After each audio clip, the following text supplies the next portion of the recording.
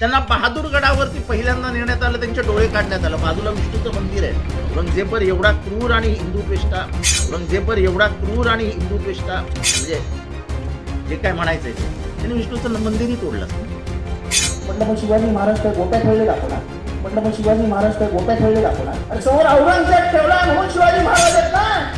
आणि समोर औरंगजेब ठेवला म्हणून शिवाजी महाराज आहेत ना. अफजल खान आहे म्हणून शिवाजी महाराज आहेत ना. शाहिस्ते खान आहेत म्हणून शिवाजी महाराज आहेत ना. पण हे हालाल औरंगजेबाच्या सैन्यापेक्षा मनुवाद्यांनी जास्त केले. छत्रपती शिवाजी महाराजांना आम्ही युगपुरुष म्हणतो. युगपुरुष म्हणजे काय?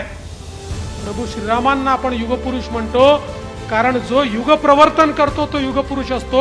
छत्रपती शिवाजी महाराजांनी युग प्रवर्तन केलं. छत्रपती शिवाजी महाराजांनी सामान्य माणसाला एकत्रित केलं आणि त्याला सांगितलं, या मुघलांची ताकद किती मोठी असली तरी ती ताकद संपवण्याची ताकद जर कोणामध्ये असेल तर ती तुझ्यामध्ये आहे. आणि त्याच्यातलं पौरुष जागृत करून, त्याची विजयकिशोर वृत्ती ही त्या ठिकाणी जागृत करून, त्याच्या माध्यमातून मुघलांच्या सेनेला पराजित करून छत्रपती शिवाजी महाराजांनी स्वराज्याची स्थापना केली.